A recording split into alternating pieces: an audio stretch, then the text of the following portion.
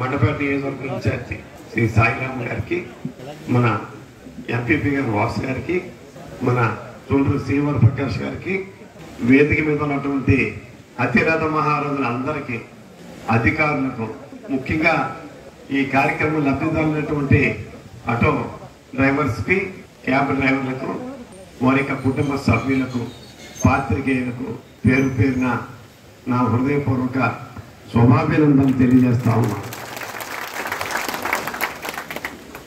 వారం రోజుల నుంచి రొంప దగ్గు, 2 రోజులు మాత్రం జ్వరం ఉంది. మాట మీకు అర్థమైతే వేసైతే మున్సిపల్ కమిషనర్ గారు నాకు ఏమీ దేపెట్టకుండా అన్నీ చెప్పడం జరిగింది. సర్వీస్ ఇంకా ఎన్నో ఉందండి.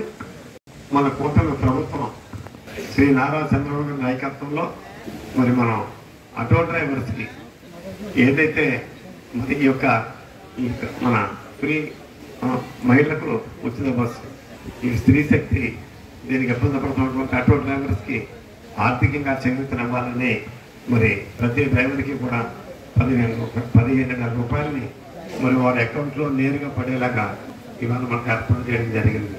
మన కూటమి ప్రభుత్వం అధికారంలోకి వచ్చేటప్పటికి లక్షల కోట్లు అప్పున్నప్పటికీ ఒక్కొక్క పథకాన్ని అమలు చేసుకుంటూ మనం ముందుకు సాగుతూ అన్నింటికన్నా అతి ముఖ్యమైనటువంటి పెన్షన్ పథకాన్ని 3,000 నుంచి 4,000 రూపాయలకి పెంచి మరి ఆవేళ అన్న నందమూరి తారక రామారావు గారు 35 రూపాయలతో ఈ పెన్షన్ పథకాన్ని భారతదేశానికి స్వతంత్రం వచ్చిన తర్వాత దగ్గర 30 సంవత్సరాల అనంతరం 35 రూపాయలతో పెన్షన్ పథకాన్ని ప్రవేశపెడితే ఈవేళ దాన్ని 4,000 రూపాయలు తీసుకెళ్లి ఘనత మన చంద్రబాబు నాయుడు గారు అని చెప్పి ఈ సందర్భంగా అంతర్జాతీయ చేస్తా ఉన్నాను.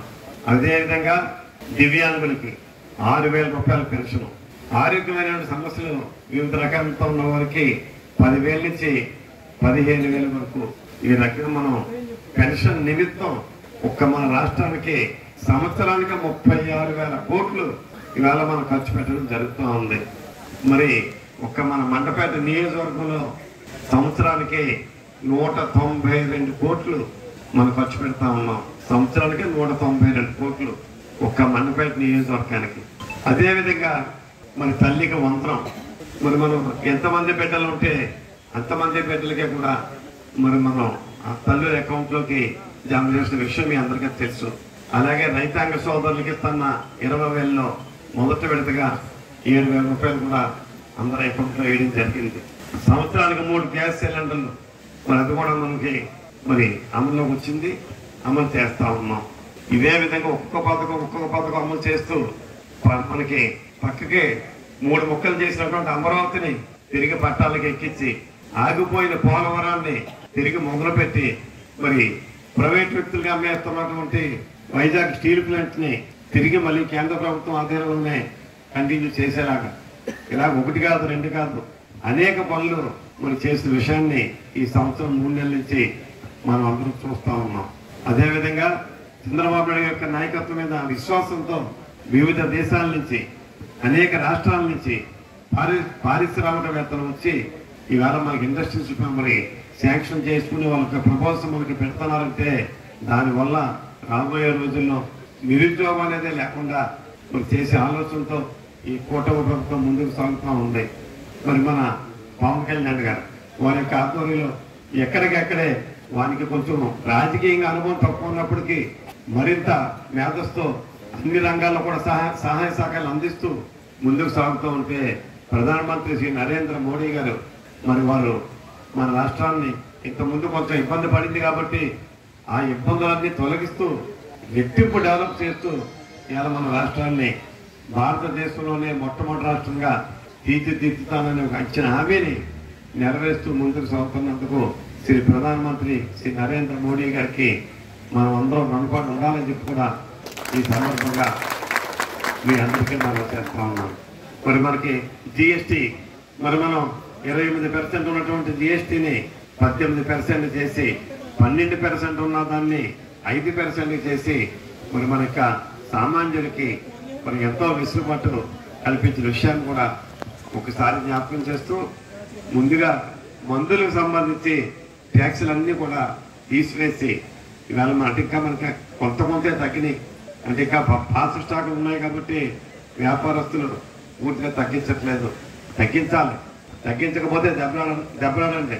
మనం ఆ యొక్క తగ్గింపును కూడా మనం ఇమ్మీడియట్గా మన చిత్తూరుకి అంటే మనం ఆ యొక్క ఉపశమనం ప్రతి వ్యక్తికి కలిగేలాగా మనం మీ అందరూ కూడా దాని మీద కూడా ప్రయత్నం చేయాలని చెప్పి మరి మీ అందరికీ సామాన్యంగా తెలియజేస్తూ, ఏది ఏమైనా ఈ రాష్ట్రాన్ని రాబోయే రోజుల్లో భారతదేశంలోనే నెంబర్ 1 రాష్ట్రంగా తీర్చిదిద్దే బాధ్యతని తీసుకున్నటువంటి శ్రీ నారా చంద్రబాబు నాయుడు గారికి, శ్రీ పవన్ కళ్యాణ్ గారికి మనమందరం కూడా రుణపడి ఉంటాం.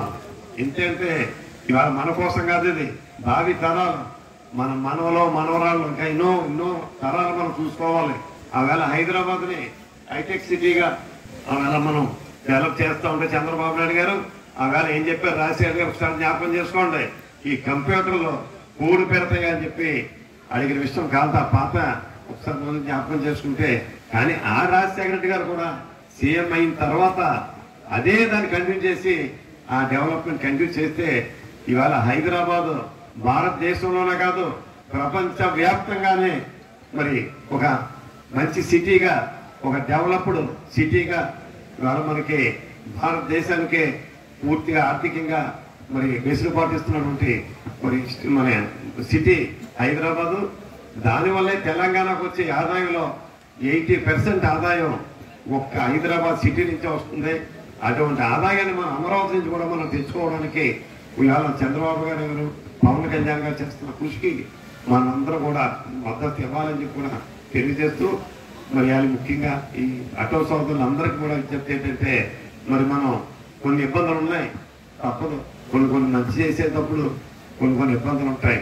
అయినప్పటికీ కూడా మరి ఎంతో కొంత సహకారం అందేవాళ్ళని మరి మనకి ఇవాళ 15,000 రూపాయలు కూడా ఇవ్వడం జరిగింది. మరి దీన్ని కూడా మనం సోదరులందరూ కూడా, ఆటో సోదరులందరూ కూడా మంచి మనసుతో అర్థం చేసుకున్నందుకు వాళ్ళకు కూడా ధన్యవాదాలు తెలియజేసుకుంటూ, అందరికీ మరొకసారి నమస్కారం తెలియజేసుకుంటూ జై హింద్.